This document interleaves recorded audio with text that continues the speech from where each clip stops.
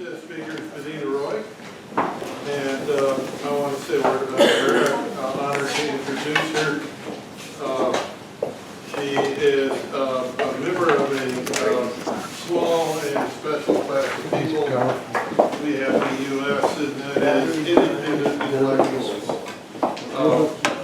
Bonnitta works for the Graduate Institute and does some teaching, but I think she qualifies, along with my friend Michael Murphy, who's the founder of Estlin, as being an independent intellectual and doing very creative thought on her own and writing.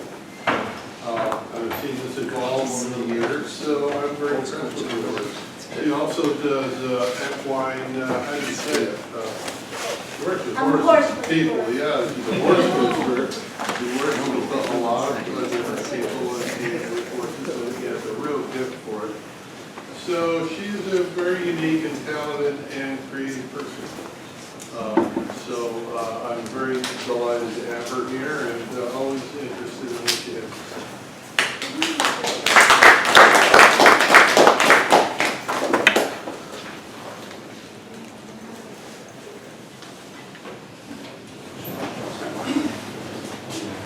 I just want to thank Leslie and Charles Silverstein Graduate Institute for having me here and for the kind words, and for all of you who are journeyers on a kind of cool adventure, right? An adventure on consciousness. And I don't know first. So I'm using a map here. I'm a DC person, so.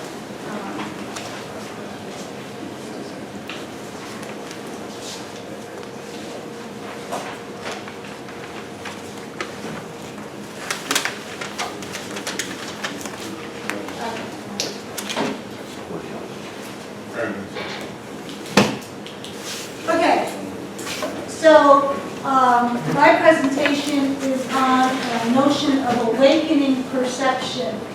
In the traditions, and especially in Zen tradition, there's this notion of direct perception, that I can see the world as it is.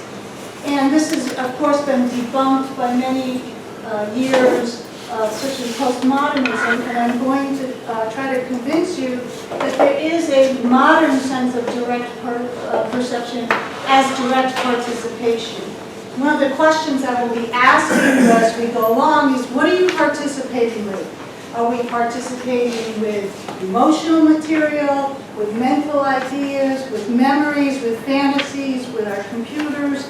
Or are we participating in sensations in our body, a deep sense of presence, and a sense of spatialness of this room, and sounds on the outside? So in the Consciousness Studies course, the Master's course in Consciousness Studies, a great deal of the work we do is to train people to be able to notice in their direct experience what are they participating with. Because what's online in consciousness and what's offline in consciousness will create the kind of experience you're having. Okay, so this is just a tiny little preview of the work we do on perception. Okay, so humans have had a long history of calling perception into question. That we say, well, we have perception, but we only get to the appearance of reality. So we have in the East this notion of perception and appearance as illusion. In the West, we have science that has shown that perception is also often deceptive. So this is the refraction of water. The postmodernists remind us that perception is vulnerable to the perspectives that you take. There's multiple different perspectives. And of course, we have these cool videos where you have selective attention disorder and you cannot actually remember or know that you've seen or actually seen the gorilla in the middle of the basketball game because you've been primed to watch only whiteness, right? So we've had a long history of calling perception into question. But there's a paradox here, because every time we notice that there's a discrepancy between the perception and reality, the fundamental way we know that depends upon, at some level, our use of our perceptions. So because our senses ultimately verify these kinds of errors, then we are simultaneously affirming our trust in them, even as we call them into question. So there's something funny going on here. So if you look at this, for example, I'm not sure if it works on the big screen, but certainly in a smaller venue, you can get the feeling of motion, right? But on the other hand, you know it's an illusion, right? We know it's a visual illusion. So you're simultaneously being told by your senses two things at the same time. That it's stationary and it's not stationary. And of course, what's actually moving are the saccadic movements in your eyes that are making perspectival guesses, which gives you the illusion. So the senses simultaneously tell you that there's an illusion going on. Now, in the West, we have a long tradition after the Enlightenment period of idealism, where philosophers have spewed these great views, like David Hume says, it makes no less sense to leave the building through the third floor window than to walk out through the first floor door. Because he says, because it's just an illusion that one is better than the other. Of course, he never walked out of the third floor window, so that's a little kind of interesting. So there's basically four different ways the idealists have explained perception. You know, why does science work if perception is illusory?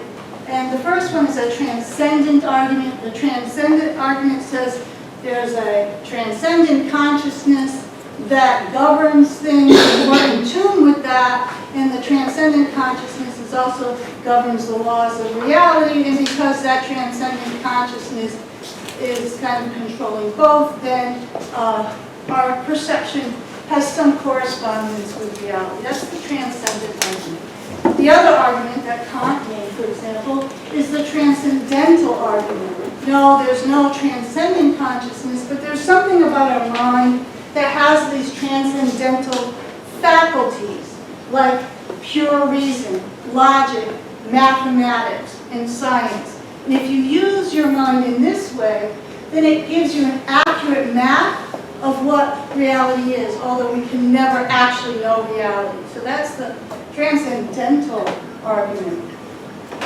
A little later on in the modern world, we have the argument of the positivists. So you see most of reality is still, we can't get at, but because there are fixed causal laws of the universe, there's a whole causal sequence that linearly makes what's real through all these causative laws take place in our mind, and because the laws are consistent, then there's some kind of correspondence. And most of us today, most philosophers and neuroscientists have a naive view of perception as representational. That there's neural correlates, there's somehow a causal thing here, and the neural correlates create neural representations of the world, and then we primarily go on and participate with neural representations, not so much with the world itself. So these are all different correspondence theories of reality. There's all explanations for why our perception is not exactly correct, but it corresponds somehow to the world. Now the problem with this is it leads to what I call locked-in syndrome. This sense that we are actually locked in our heads and that we either need technology or God or some kind of third term to get at the world. And it really creates, I think, a horrible metaphor, a horrible kind of existential situation. So, but there's something weird about locked-in syndrome. So you see this picture, you know, the guy's locked in, right? I mean, he's out in the world, but really, what is he participating with? He's locked inside his own head. And, you know, got someone looking down at him, his girlfriend, and the car, and the business, and this and that. But here's the thing. Most of us can actually relate to this, but most of us think our dog sees this. So, like, what's wrong with us? Do we not have the mammalian perceptual system? Do we not have this capacity? So you see, if I put it up this way, you notice that sometimes as a philosopher you think this. But when you go home, you're pretty much sure operating with your dog, and of course, that's the real reason why the dog is happy with you, right? So what's going on? We seem to be holding these two things simultaneously.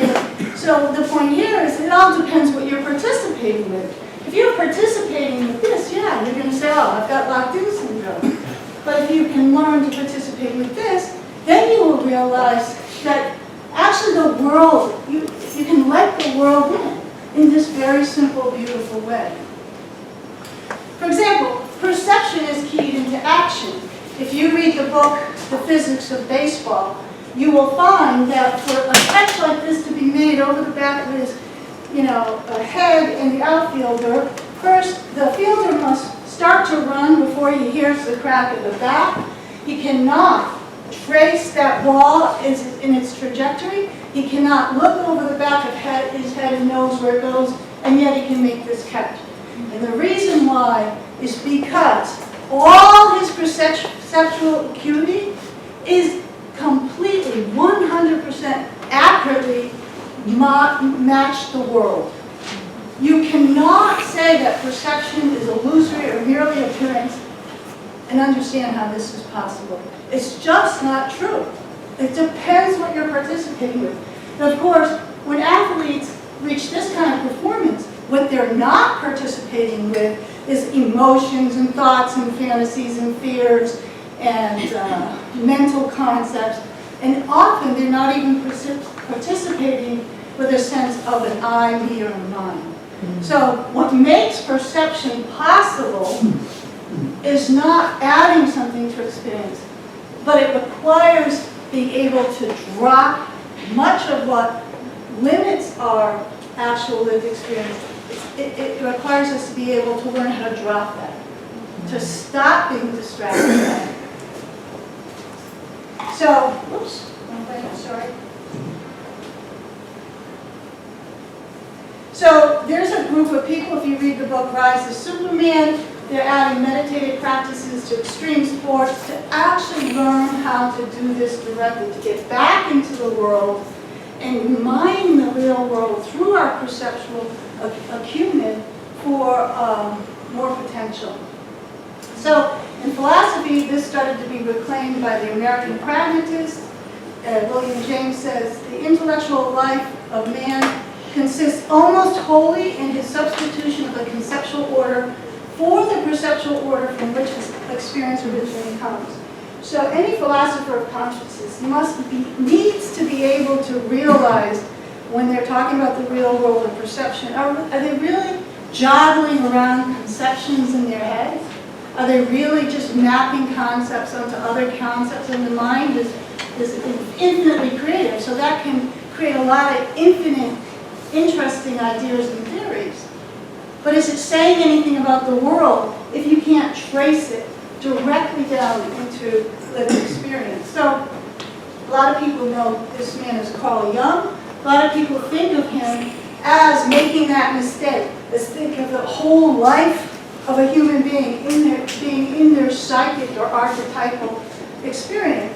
But later on in life, he concluded this: the deeper layers of the psyche lose their individual uniqueness as they retreat farther and farther into the darkness. As they approach the autonomous functional systems, they become increasingly collective until they are universalized and extinguished in the body's materiality. Hence that bottom, then he traced the psyche all the way to its bottom. What did he find? The material world. Same thing with this man, Merleau-Ponty. He says, truth does not inhabit only the inner man, or more accurately, there is no inner man. Man is in the world, and only as the world does he know himself. So we're all scientists of consciousness, perception by the numbers. The body receives about 16 million bits of information through its perceptual organs, broadly defined. The conscious mind can manipulate concepts from between 16 and 42 bits of information. 99% of what we will talk about today is this. 1/10 of 1 millionth of what is actually conscious in a human being. This is probably an oversight, I would argue. Okay? So this is how it works. What are we participating with at any moment? This is a complex diagram on the left, but it just shows that at the level of mind space, information is deselected, right? So from 16 million bits of information, it goes through all these neural gates until you get these chunks. And those chunks are made up of a tiny bit of perceptual information and memories and fantasies and ideas and concepts, and they get chunked together as a experience. So, for example, if this is not a person, what is it? Right? There's very, very, very little perceptual information on the screen. And just feel what it does to you, right? Right? So, what are you participating with? What comes online when I put this up? If this is not a person, what is it? Right, so basically you have some white and black perceptual, some angles. But what comes online when I put it up there? What are you participating with? Right? Not a lot of perceptual experience, but something is coming online. What are you participating with? So there's a little more perceptual information here, a little more color, a little more graininess, a little more sculpting, right? But what are you participating with? You're not participating with the perceptual information of this. So I would argue, and this is why it matters, because this is not a perception, it's a stimulus. If you watch now your life from this orientation, you will realize that you're just being hyper-stimulated by media and technology and social drama all the time, and you're not actually living. All that is in the background, waiting for you to touch base with it, waiting for you to be alive with the information in the universe that's coming from your lived body.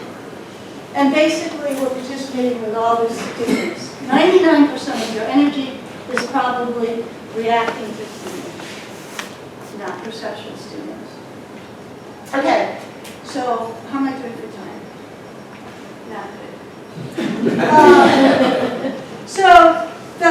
So the background, these are really cool slides, but you're not getting to see them. So what I know from my research of different experiments, meditative experiments, is that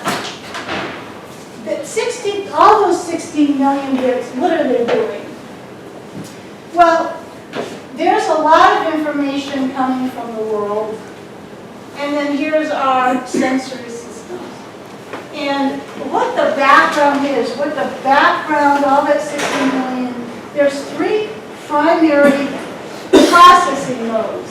And what happens in the body-mind brain is that each one of these is a perceptual organ, and one subsystem processes all that information and creates exteroceptive space. So some of you may have had the experience of deep meditation, or when you're falling asleep, if you're a lucid dreamer, where all the perception goes away, all the thoughts go away, your body perceptions go away, and then you just get a tremendous expansion into 3-dimensional space, right?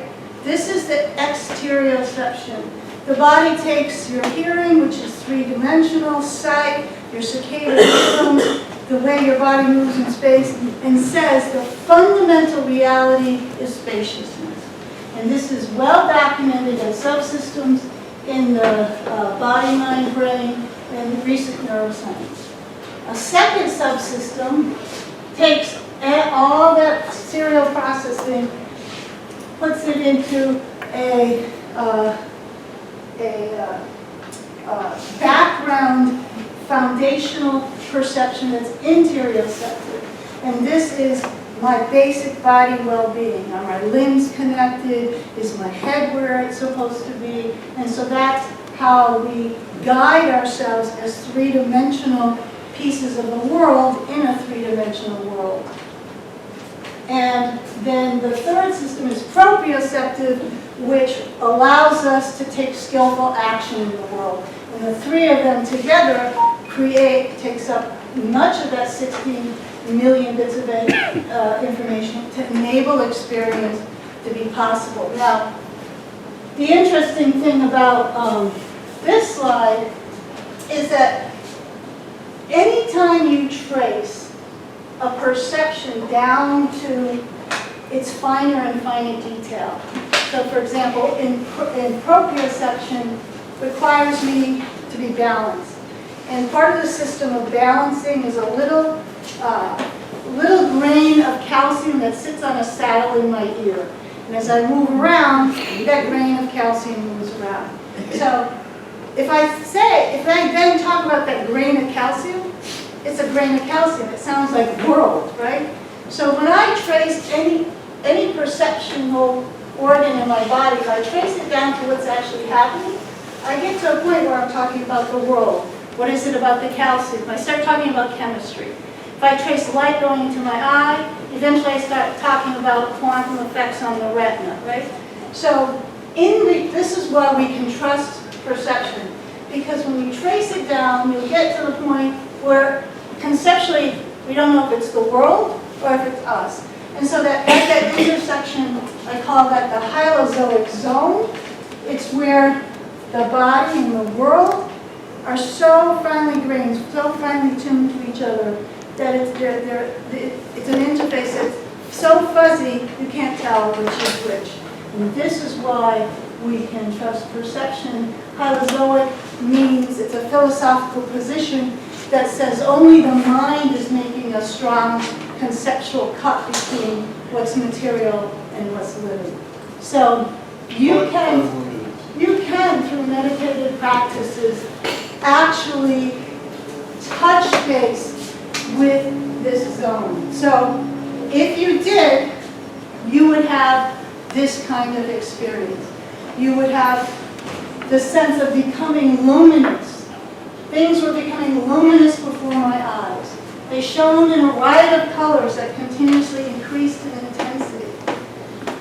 I looked back and it was as if they were all made of stained glass with sunlight shining through them. The scene became a living, scintillating dance of glory. The darkness of the trees and hills became shining purple and blue. This is all the information is coming through the threshold of this person's consciousness. The sense of me at a fixed location in space and time expanded. This is the exterioceptive information of the body coming into awareness, into a less consciousness perception. Instead of seeing that living light, I became the light. The whole circle of the horizon was before my eyes simultaneously. So these are, Zen call this experience Kensho, and through meditative practices you can learn to distinguish the component aspects of your experience. So you can open the space, have more choice, move the distractions and the stimulus out, get deeper and deeper in touch with where the world and you are arising as one. So thank you. Thank you.